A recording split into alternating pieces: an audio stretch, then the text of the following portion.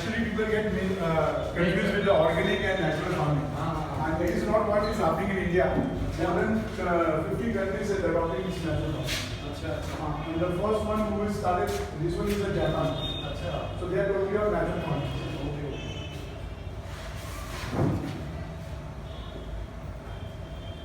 बेटा से video clear है?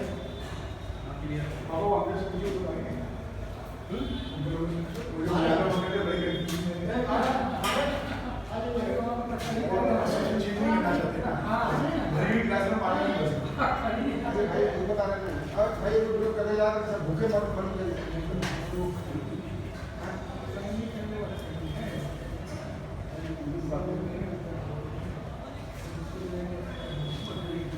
ये हमारे प्राकृतिक कृषक है सर। ये सभी आजमगढ़ में खेती कर रहे हैं। आप महेंद्र जी हैं, इन्होंने अपनी प्राकृतिक खेती पे ही अपने 4 बच्चों को पढ़ाया और 100% फार्मिंग कर रहे हैं। मार्केट मैनेजमेंट का घर है। ये प्रेमचंद यादव जी हैं, इनका इधर पल्ली गांव है, जिसमें प्राकृतिक खेती कर रहे हैं और अच्छा इनकम भी कर रहे हैं। मतलब ये गाँव आत्मनिर्भर, किसी के पास जाने की जरूरत नहीं है। ये अतुल जी हैं, ये अपने बड़े माँ बाप को इधर देख भी रहे हैं और इनकी माता जी की उम्र 92 ईयर्स की है और ये फुल सेवा में लगे हैं। कहीं जाने की जरूरत नहीं, उसी से अपने बच्चों को पढ़ा रहे हैं, निकाल रहे हैं। लास्ट में ये नरेंद्र मौर्य जी हैं।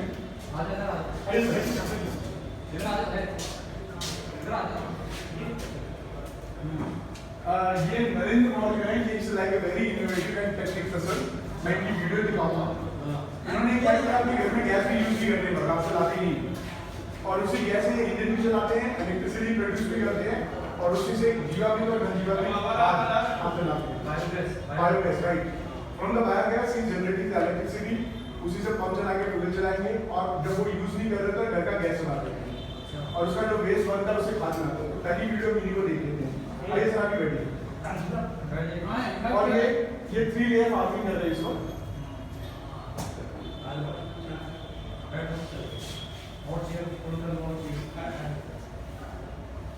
आइए पहले हम फ्यूचर में चलते हैं।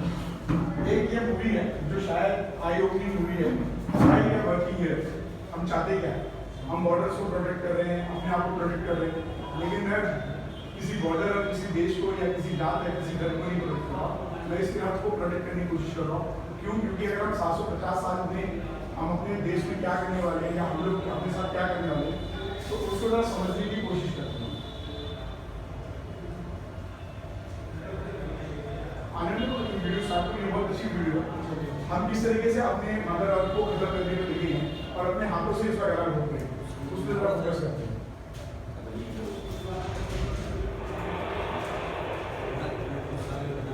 ब्रह्मांड की विशालता के सामने मानवता कोई बड़ी बात नहीं है।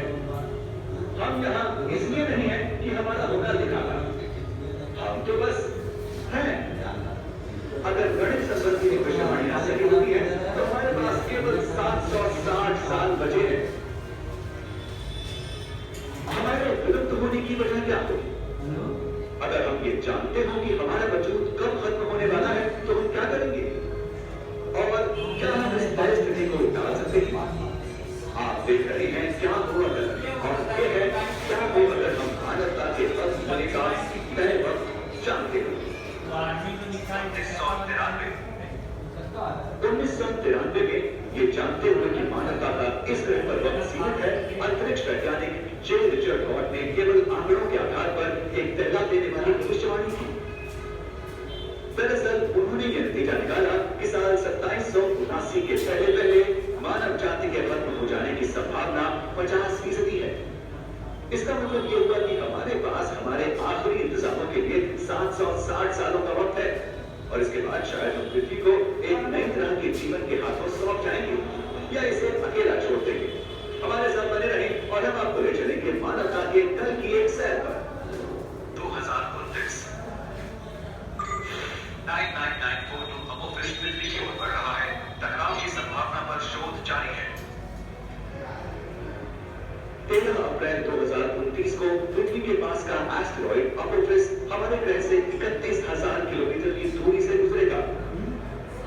ये पृथ्वी और चांद के बीच की दूरी से 10 गुना कम है। यहाँ तक कि ऑर्बिट में मौजूद कई सैटेलाइट से ज्यादा करीब है। लेकिन 370 मीटर चौड़ा ये एस्टेरॉइड पृथ्वी से नहीं टकराएगा। बल्कि ये यहाँ से सुरक्षित गुजर जाएगा और सूरज के इर्द गिर्द अपना सफर जारी रखेगा। 2030 रिप्रोडक्टिव यानी प्रजनन से जुड़ी तकनीक की मदद से माता पिता अपने होने वाले बच्चों के जेनेटिक लक्षणों को पहले से देख सकेंगे और चुन सकेंगे। वैश्विक आबादी 8.5 अरब तक बढ़कर एक बहुत ही मुश्किल स्थिति में पहुंच जाएगी। दुनिया का इकोसिस्टम ऐसी तेजी से बदलेगा जो अब तक नहीं देखी गई। इसके पीछे की वजह होगी कार्बन डाइऑक्साइड का बढ़ता स्तर। पृथ्वी के ऑर्बिट में स्पेस रॉकेट स्टेज से लेकर टकराव के हादसों के मलबे तक सब कुछ अंतरिक्ष के कचरे की एक दीवार बना लेगा। इसके बाद किसी भी अंतरिक्ष विमान के लिए पृथ्वी से निकल पाना मुश्किल होगा। अगर हम हमेशा के लिए पृथ्वी पर फंसे नहीं रहना चाहते तो हमें ऊपरी वातावरण को साफ करने के तरीके ढूंढने होंगे।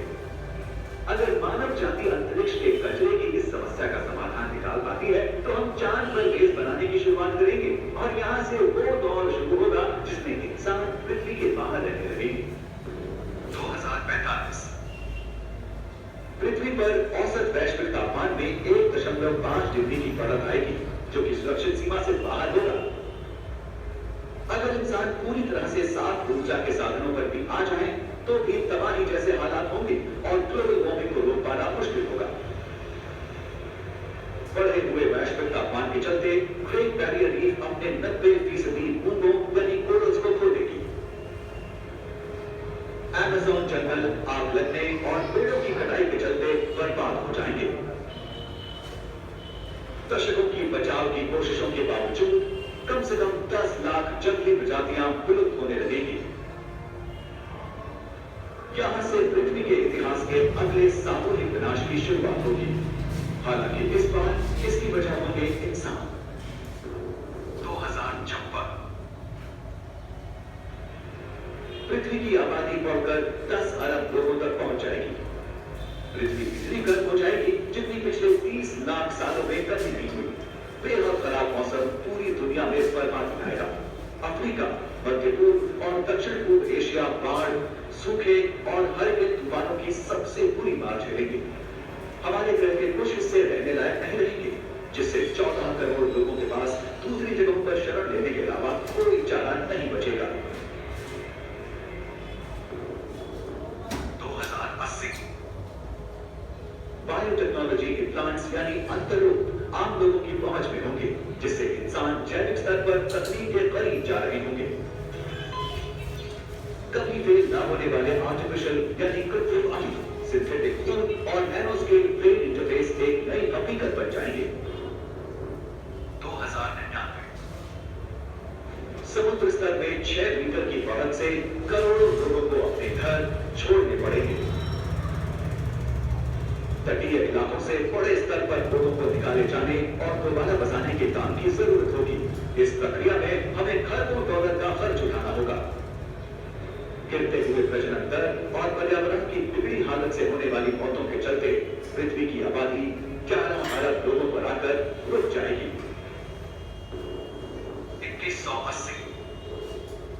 2180 के दशक तक इंसान सौर मंडल में फैलाव की शुरुआत कर देंगे। एस्टेरॉइड्स की माइनिंग और मंगल में कॉलोनियां बनाने का काम चल रहा होगा। अंतरिक्ष की तकनीकें ज्यादा लोगों की पहुंच में होंगी और एक नई तरह का आतंकवाद सामने आएगा। एक स्पेसक्राफ्ट को हाईजैक करना और इसके इस्तेमाल से पृथ्वी, चांद और मंगल की दिशा में एस्टेरॉइड्स को मोड़ना मुमकिन होगा। अंतरिक्षीय इंफ्रास्ट्रक्चर की कमी के चलते अंतरिक्ष की कॉलोनियां कमजोर होंगी। 2280 एंटी मैटर प्रोपल्शन से चलने वाले स्पेसशिप इंसानों को सौर मंडल के बाहर ले जा सकेंगे। अपने आप चलने वाले मानवरहित प्रोब गैलेक्सी के दूर दराज के इलाकों में भेजे जाएंगे, जिससे अंतरिक्ष की हजारों दूसरी दुनियाओं पर शोध हो सकेगी। 23वीं सदी के अंत तक इंसानों को माइक्रोबियल एलियन जीवन के बारे में जानकारी होगी। ये जीवन हमारे सौर मंडल से 100 प्रकाश वर्षों के अंदर एक गर्म और नम बाहरी ग्रह पर होगा। 2300 नैनो टेक्नोलॉजी में दशकों की शोध और विकास की वजह से आम लोग ट्रांसह्यूमन्स या साइबॉर्ग्स में बदल सकेंगे। ट्रांसह्यूमन्स की दिमागी और शारीरिक क्षमता दोनों ज्यादा विकसित होंगी। सुपर हीरोज की कई खूबियों के साथ वो तेज रफ्तार से छलांग कर सकेंगे, गायब हो सकेंगे या इच्छा के हिसाब से रूप भी बदल सकेंगे। 2500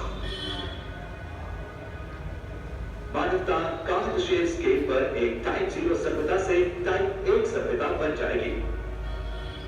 इसका मतलब यह हुआ कि इंसान पृथ्वी की पूरी ऊर्जा का इस्तेमाल कर पूरी सभ्यता के लिए पावर जुटा सकेंगे।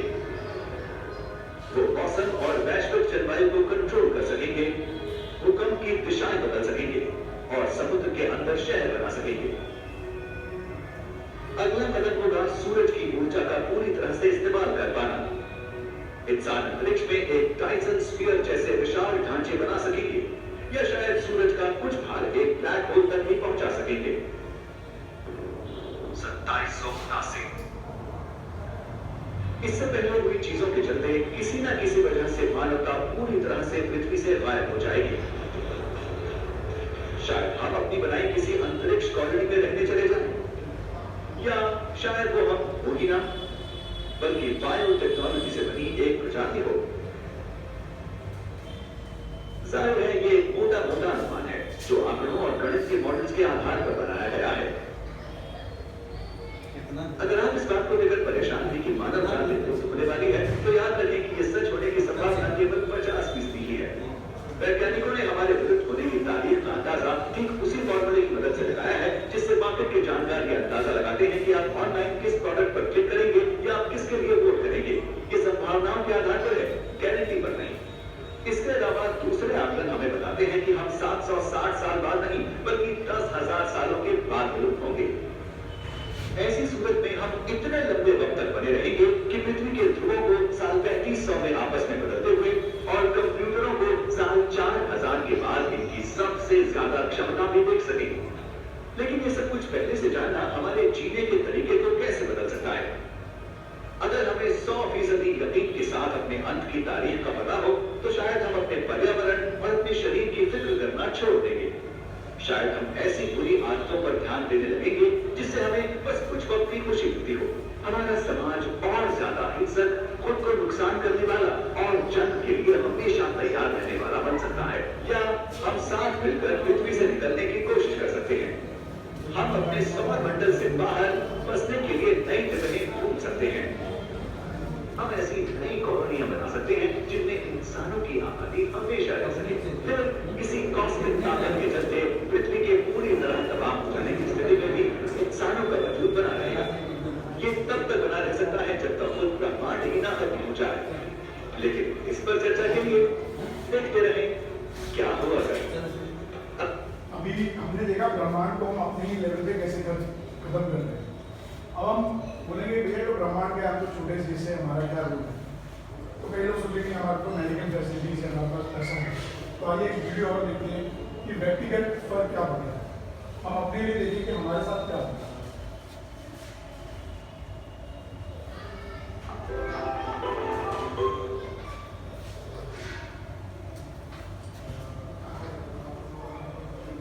इनको इस वीडियो को ध्यान से देखिए।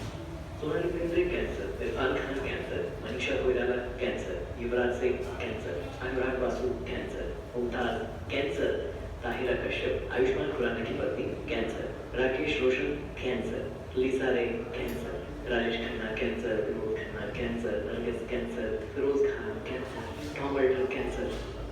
इन लोगों के पास पैसे की क्या कोई कमी थी? खाना हमेशा डाइटिशियन की सलाह में खाते थे, बिस्लरी का पानी पीते थे, रोजाना एक्सरसाइज भी करते थे, रेगुलर शरीर के सारे टेस्ट करवाते थे। सबके पास अपने हाई क्वालिफाइड डॉक्टर्स हैं। अब सवाल उठता है, आखिर अपने शरीर की देखभाल के बावजूद इन्हें इतनी गंभीर बीमारियां अचानक कैसे हो गई? कारण जानना चाहते हैं? प्रकृति के विरुद्ध जीवन जीने के कारण। ये वही लोग हैं जिन्होंने हाइड्रोजनेट घी यानी वनस्पति घी, रिफाइंड तेल, आयोडीन नमक, डब्बाबंद भोजन, प्लास्टिक बंद भोजन, अंडे, पैकेट वाले जर्सी गाय और भैंस के दूध, सोयाबीन, पिज्जा, बर्गर, चॉकलेट आदि का प्रचार प्रसार किया। भारतीयता को गालियां देकर अंग्रेजियत का जीवन जिया, प्रकृति का शोषण किया है अपने निजी स्वार्थों के लिए। तो जहाँ पे भी इंसान अपनी चीजों का हाथ डालता है या प्रकृति के विरुद्ध जाता है, तो प्रकृति भी एक जीवन है और वो उसको रिवर्स में वही चीज़ देती है जो आप दे रहे हो। अगर ज़मीन में आप रसायन दे रहे हो तो आप अल्टीमेटली रसायन ही दे रहे हैं, क्योंकि आप उससे अलग नहीं है। तो हम किसी और को खाना देने से पहले या हम सोचें कि हम क्यों किसी की मदद करें, तो मेरा सवाल आपसे है कि आप अपनी थाली में क्या रखें। सवाल ये कि आपकी थाली में क्या खाना आ रहा है और आप अपने बच्चे को सुबह ब्रेकफास्ट में क्या देंगे। इनके पास वो सब कुछ है। अंबानी के पास अपना पर्सनल प्लेन है जिसको वो भेजता है और भेजकर वो अपने लिए खाना बनाता है। एवरी डे उसके लिए एक इंडस्ट्री है पूरी, गुजरात में जाती है, उसको लेकर आती है। आपको मालूम है आचार्य देवव्रत जी ने पूरे खेतों को ही प्राकृतिक बदल दिया, अंबानी ने भी प्राकृतिक में बदल दिया। उसको ये सॉल्यूशन पता ही नहीं था और उन्होंने पूरी तरह प्राकृतिक कर दिया। सलमान खान ने भी अपने पूरे फार्म को प्राकृतिक बदल दिया। क्यों?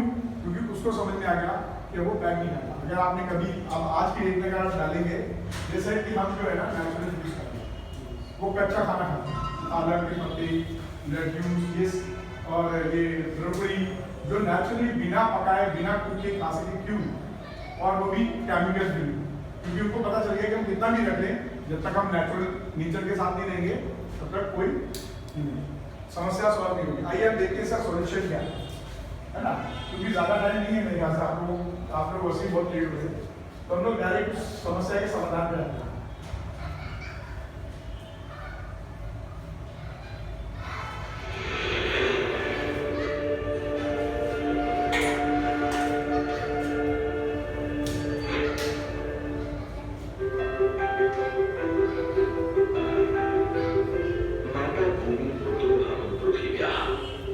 अर्थात धरती हमारी माता है और हम उनके पुत्र। माता और पुत्र के इस रिश्ते का पवित्र सेतु यानी प्राकृतिक कृषि। प्राकृतिक कृषि प्रक्रिया में धरती का अमृत, जीवामृत। आइए हम जानते हैं कि जीवामृत का निर्माण कैसे होता है। प्रयोगों से पता चला है कि 10 किलोग्राम गोबर के साथ गौमूत्र, गुड़ एवं 2 बड़े चीजों का आटा या बेसन आदि मिलाकर यदि उसका प्रयोग किया जाए तो चमत्कारिक परिणाम मिलते हैं, जिसका नाम रखा गया जीवामृत। जीवामृत निर्माण के लिए जरूरी सामग्री देखते हैं। 10 किलोग्राम देसी गाय का गोबर, 8 से 10 लीटर देसी गाय का मूत्र, 1.5 से 2 किलोग्राम गुड़, 1.5 से 2 किलोग्राम बेसन, 180 लीटर पानी, मुट्ठी भर पेड़ के नीचे की मिट्टी। आसानी से उपलब्ध इन सामग्री से जीवामृत बनाने की विधि भी इतनी सरल है कि कोई भी किसान इसे अपने आप बना सकता है। इन सामग्री में से गुड़, बेसन एवं गोबर को पानी या तो गौमूत्र का उपयोग करके ठीक से मसल कर लिक्विड जैसा बना लें। अब इन सामग्रियों को एक ड्रम में डालकर उसे लकड़ी के एक डंडे से घोलना है। ठीक से घुलने के बाद जीवामृत बनने के लिए 2 से 3 दिन तक छाया में रख देना है। प्रतिदिन सुबह और शाम घड़ी की सुई की दिशा में लकड़ी के डंडे से 2 मिनट तक इसे घुलना है और जीवामृत को घोड़े से ढक देना है। यह जीवामृत जब सिंचाई के साथ खेत में डाला जाता है तो भूमि में जीवाणुओं की संख्या अविश्वसनीय बढ़ जाती है और भूमि के रासायनिक और जैविक गुणों में वृद्धि होती है। जीवामृत को महीने में 2 बार या 1 बार उपलब्धता के अनुसार 200 लीटर प्रति एकड़ के हिसाब से सिंचाई के पानी के साथ दीजिए। फलों के पेड़ों के पास दोपहर 12 बजे जो छाया पड़ती है, उस छाया के पास प्रति पेड़ 2 से 5 लीटर जीवामृत भूमि पर महीने में 1 बार या 2 बार गोलाकार में डालना है। इससे मिट्टी स्वस्थ बनती है और फसल भी उतनी ही बेहतर होती है। इससे किसान के मित्र माने जाने वाले केंचुओं की संख्या बढ़ती है। प्राकृतिक कृषि में गहरी जुड़ाई की जरूरत नहीं होती है। इतना ही नहीं, प्राकृतिक कृषि भूमिगत जल को भी बढ़ाती है। इस प्रक्रिया से मुख्य फसलों के साथ सहयोगी फसलों को भी उगाया जा सकता है। घन जीवामृत का ही सूखा हुआ स्वरूप है, जिसे फसल बोने से पहले जमीन में गिराया जाता है। धूप में सुखाए गए 200 किलोग्राम गोबर में ताजा बना 20 लीटर जीवामृत मिलाकर 2 दिन छाया में रखते हैं। इसे एक बार फिर धूप में सुखाकर तथा डंडे से खींचकर महीन बना दिया जाता है। यही घन जीवामृत जीवामृत है जिसे 1 एकड़ के लिए प्रयोग कर सकते हैं। प्राकृतिक खेती का एक आवश्यक आदान बीजामृत है। बीजामृत जहां बीज को बीज जनित रोगों से बचाता है, वहीं इसकी अंकुरण क्षमता को अद्भुत रूप से बढ़ाता है। देसी गाय के 5 किलोग्राम गोबर, 5 लीटर गौमूत्र, 50 ग्राम भुजा हुआ चूना और थोड़ी सी मिट्टी को 20 लीटर पानी में मिलाकर बीजामृत बनता है। एक रात रखने के बाद इसमें 100 किलोग्राम बीज का संस्कार किया जाता है। इसके एक दिन बाद संस्कारित बीज बुआई के लिए तैयार हो जाता है। आच्छादन प्राकृतिक खेती का एक महत्वपूर्ण नियम है। खेती वाली सारी भूमि को फसल अवशेष से या छोटी अवधि की अंतर फसलों से पूरा ढक दिया जाता है। आच्छादन भूमि में नमी बनाए रखता है तथा वातावरण से नमी को खींचकर खेती हेतु पानी की खपत को भी अद्भुत रूप से घटाता है। जीवाणुओं एवं केंचुओं की गतिविधियों को बढ़ाता है, खरपतवार को नियंत्रित करता है तथा अंत में विघटित होकर जमीन से कार्बन उत्सर्जन को रोककर भूमि के जैविक कार्बन क्षमता को बढ़ाता है। इस कृषि विधि में वापसा निर्माण भी एक महत्वपूर्ण प्रक्रिया है, जिसमें भूमि में हवा और नमी का बराबर संतुलन बनाया रखा जाता है। प्राकृतिक कृषि विधि केवल भूमि की उत्पादन क्षमता को ही नहीं बढ़ाती है, बल्कि कीट एवं बीमारियों की रोकथाम के लिए भी एक प्रभावी विकल्प देती है। फसलों पर कीट पतंगों की रोकथाम के लिए स्थानीय वनस्पति पर आधारित सस्ता तथा किसान के खेत में ही बनने वाला आदान है अग्रिम अस्त्र। 5 किलोग्राम नीम या अन्य स्थानीय पौधा जिसे गाय नहीं खाती के पत्ते, 20 लीटर देसी गाय का मूत्र, 500 ग्राम तंबाकू पाउडर, 500 ग्राम हरी मिर्च तथा 50 ग्राम लहसुन के पेस्ट को मिलाकर धीमी आंच में उबालकर 48 घंटे के लिए रखा जाता है। सुबह शाम 2-2 मिनट के लिए खोलें। इस घोल को 6 लीटर प्रति 200 लीटर पानी में मिलाकर 1 एकड़ में छिड़काव करते हैं। दीमास्त्र, ब्रह्मास्त्र, दशपर्णी अर्घ इत्यादि भी कीट पतंगों की रोकथाम के लिए उपयोग में लाए जाते हैं। इसी तरह खट्टी लस्सी, कट्टी, सौठास्त्र इत्यादि प्रभावी रूप से विभिन्न बीमारियों के निवारण के लिए प्रयोग में लाए जाते हैं। प्राकृतिक कृषि से देश में नई ऊर्जा का देश के लाखों किसानों ने इस विधि को स्थापित कर दिया है। गुजरात प्रदेश का डांग जिला तो पूरा ही प्राकृतिक खेती जिला घोषित कर दिया गया है। देश के कई गांव आज इस ओर परिवर्तित हो रहे हैं, क्योंकि इससे किसानों के जीवन में उन्नति आ रही है। मेरा नाम सत्या है। मेरे एक पौधा है जिसमें मैं प्राकृतिक खेती की स्प्रे करते हैं। स्प्रे हम दुकान से खरीद के करते थे, तो उससे हमारा खर्चा जा पाता था, पैसा भी ज्यादा लगता था और इसमें खर्चा भी कम है और फल भी अच्छा बन रहा है, जिसके लिए हमें ले जाने की कोई जरूरत नहीं है। पहले 5,000 का खर्चा हमारा आता था स्प्रे का, तो अभी हमारा 500 का भी शायद खर्चा नहीं आता है। इसलिए अपने बेटे से शुरू करा है। पाकिस्तान सबको बता रही कि आगे के लिए आप जो मैंने किया है अपने बेटे में, आप ये स्प्रे करके देखो। दिल खुश हो जाता था जब अपनी फसल इस तरह से अच्छे से आए, तो दिल भी खुश हो जाता था। जब से प्राकृतिक खेती करनी शुरू करेंगे तब से सबसे पहले बात करूँ कुछ में एकदम उड़द है, बाग है, आलू है, राजमा है और सबसे मैंने मसूर और गेहूँ बिजाई करी थी, गेहूँ और चना की बिजाई कराना पड़ता है। दूसरे हमारे पास मुर्गा और कामू है। आगे एक अपने पास पशु काटने वाला है, खाने वाला है, कोड़ा बोलते हैं, एंटीऑक्सीडेंट सबसे ज़्यादा है। ये खाना हमारे पास हो गया है, ये लाल वाला चावल है और ये नाग वाला जो स्पेस चावल है। इसकी खासियत ये है कि बिना सिंचाई के होता है। मेरा नाम फुलकुमार, गाँव कहीं मात्र तहसील में है जिला। आप जो फुलकुमार हैं, ये 1 एकड़ खेत से 6 से 12 लाख रुपए पंचस्तरीय बागवानी करके कमाते हैं। मैं प्राकृतिक खेती करता हूँ। अभी हमने जब से प्राकृतिक खेती करी है, तो इसमें हम आपको दिखाएंगे इसके हमने पंचस्तरीय बाग लगाया है। इसमें सेब, नींबू, आलू और पूरे गाँव की है और हमने के नीचे चला। इससे हमारे केवल की जो इनकम है वो करीब 1 साल में 1.5 से 2.5 लाख तक आ जाती है। कोविड के महामारी की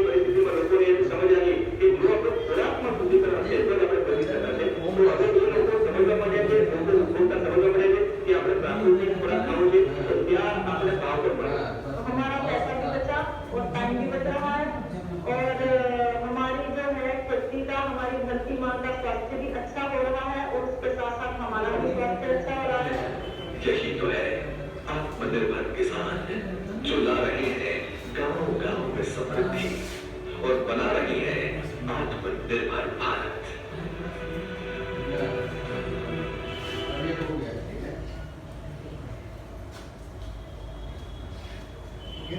हाँ ये जो प्राकृतिक खेती है ये तो हमने दिखाया आपको आगे से।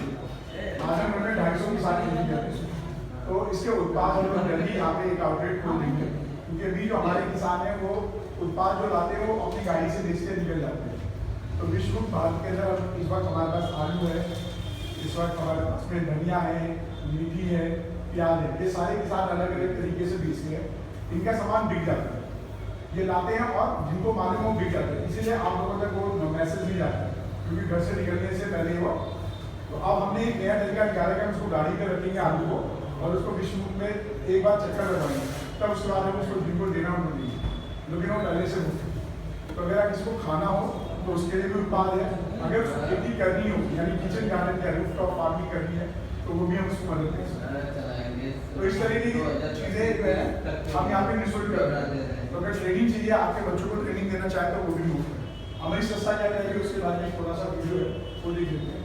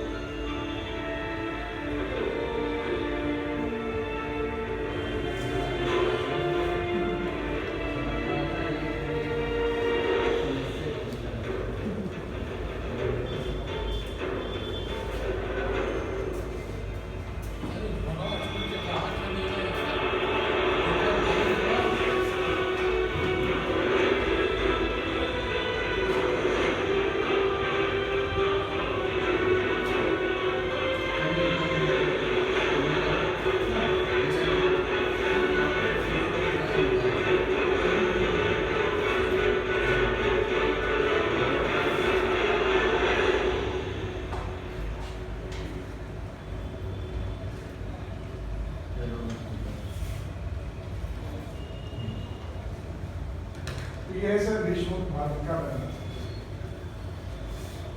अपनाएं, खाएं और सबको बताएं। तो आप लोगों को अब इन्फॉर्मेशन मिल गया है, आप लोग जन नायक हैं, आप लोग लीडर्स हैं, तो मैं चाहूँगा कि अध्यात्म के रूप से या फिर आप जिस तरीके से भी अपने समाज में लीडर्स हैं उस तरीके से लोगों को बताएं कि प्राकृतिक खेती को अपनाएं और आगे अपनी जिंदगी को सुधारें। धन्यवाद। तो बाबा एक फोटो ले सकते हैं इसमें विष्णु का,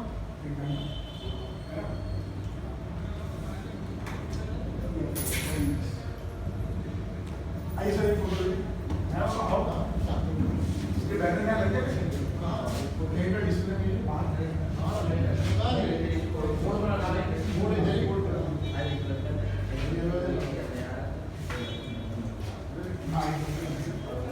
आइए फोटो ले लें।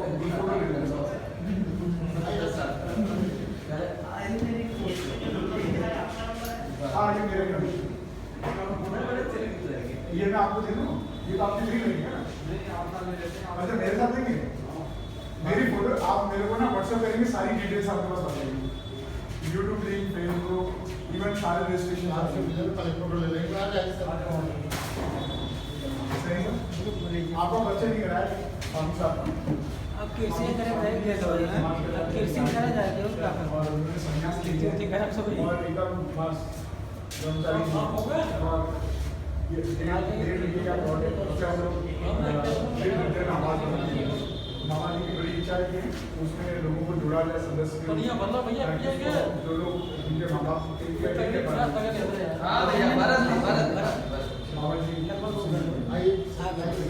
और उन्होंने प्राकृतिक खेती के लिए 12 डिस्ट्रिक्ट के आसपास की जमीन सिटी के बीच और उसका हम लोग मॉडल बना रहे हैं, जल्दी वो तैयार करेंगे। जो आश्रम में लोग आएंगे उनको भी हम लोग कोशिश करेंगे कि बीच में कार्यक्रम होता है, आप लोग आ सकते हैं।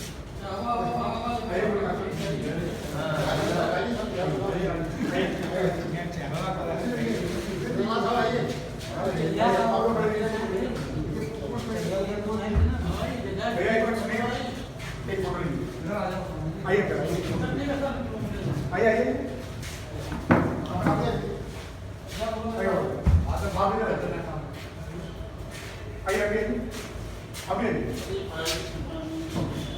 तो आनी चाहिए हाँ पॉइंट 6 कर दीजिए वीडियो में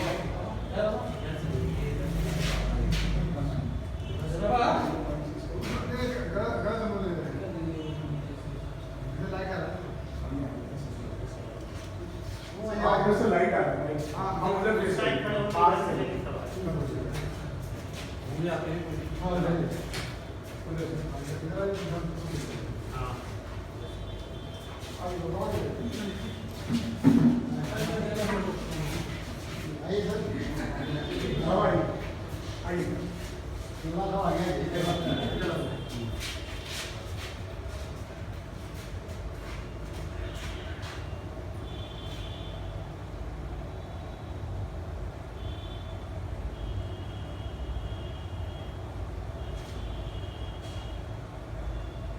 Thank you very much.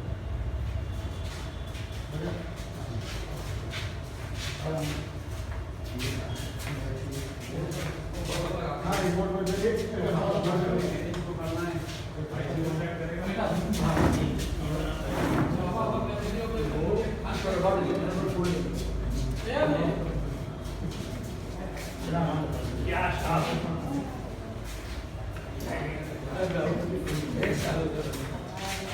क्या